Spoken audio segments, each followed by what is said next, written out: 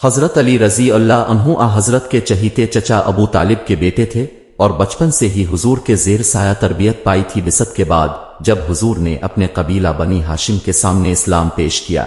تعارف: حضرت علی رضی اللہ عنہ حضرت کے چہیتے چچا ابو طالب کے بیٹے تھے اور بچپن سے ہی حضور کے زیر سایہ تربیت پائی تھی۔ بعثت کے بعد جب حضور نے اپنے قبیلہ بنی ہاشم کے سامنے اسلام پیش کیا تو حضرت علی رضی اللہ عنہ نے سب سے پہلے لبیک کہی اور ایمان لے آئے۔ اس وقت آپ کی عمر 8 برس کی تھی۔ ہجرت کی رات ان حضرت آپ کو ہی اپنے بستر پر لٹا کر مدینہ روانہ ہوئے تھے۔ ماں سوائے تبوک کے تمام غزوات حضور کے ساتھ تھے۔ لڑائی میں بے نظیر شجاعت اور کمال جو ان مردی کا ثبوت دیا کہ حضرت کی چہیتی بیٹی فاطمہ الزہرا رضی اللہ عنہ کی شادی اب ہی کے ساتھ ہوئی تھی۔ حضور کی طرف سے خطوط اور عہد نامے بھی بالعموم اب ہی لکھا کرتے تھے۔ پہلے 3 خلفاء کے زمانے میں آپ کو مشبر خاص کا درجہ حاصل رہا اور ہر اہم کام آپ کی رائے سے انجام پاتا تھا۔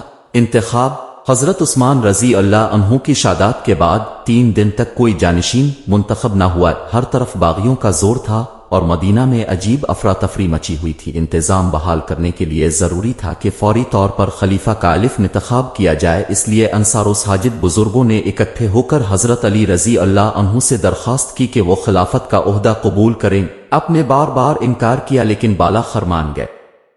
چنانچہ ذی الحجہ 535 میں عام بیعت ہوئی اور اپنے مسند خلافت پر قدم رکھا۔ سیرت اور عہد خلافت پر تبصرہ: حضرت علی رضی اللہ عنہ میں سب سے پہلے چیز اب کی شجاعت ہے۔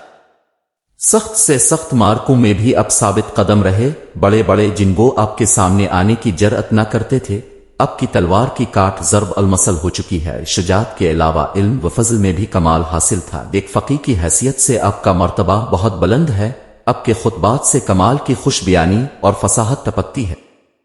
حدیث مشہور ہے کہ حضور نے فرمایا، میں علم کا شہر اور علی رضی اللہ عنہ اس کا دروازہ ہے۔ اب کا عہد خلافت سارے کا سارا خانہ جنگیوں میں گزرا، اس لیے اب کو نظام حکومت کی اصلاح کے لیے بہت کم وقت ملا۔ تاہم اب سے جہاں تک ممکن ہوا اسے بہتر بنانے کی پوری کوشش کی۔ فوجی چھاؤنیوں کی تعداد میں اضافہ کیا، صیغہ مال میں بہت سی اصلاحات کیں جس سے بیت المال کی آمدنی بڑھ گئی۔ عمال کے اخلاق کی نگرانی خود کرتے اور احتساب فرماتے، خراج کی آمدنی کا نہایت سختی سے حساب لیتے، ذمیوں کے حقوق کا خاص خیال رکھتے۔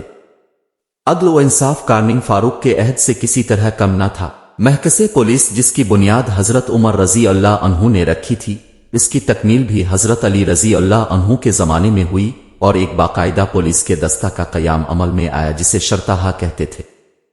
اس کے اکثر اعلیٰ کو صاحب الشرطہا، اس کے فرائض میں حفظ امن اور جرائم کی روک تھام کے علاوہ منڈیوں کی دیکھ بھال بھی شامل تھی۔ شہادت: خارجی ناروان کی شکست کے بعد خاموش نہ بیٹھے تھے۔ ان کے 3 جانباروں نے فیصلہ کیا کہ ایک دن مقرر کر کے حضرت علی رضی اللہ عنہ، امیر معاویہ رضی اللہ عنہ اور عمرو بن العاص رضی اللہ عنہ والی مصر کو قتل کر دیا جائے۔ چنانچہ تینوں اپنے اپنے سفر پر چل پڑے۔ ابن سلجم نے حضرت علی رضی اللہ عنہ کو شہید کرنے کا ذمہ لیا۔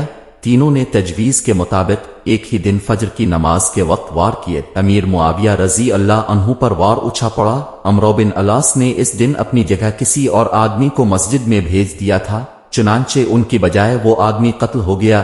لیکن حضرت علی رضی اللہ عنہ کو زہر آلود خنجر کا کاری زخم لگا، جس کے باعث حملہ کے تیسرے روز یعنی 20 رمضان 24 رمضان کو رحلت فرما گئے۔ انتقال سے پہلے تاکید کی کہ میرے قصاص میں صرف قاتل ہی کو قتل کیا جائے، کسی اور مسلمان کا خون نہ بہایا جائے۔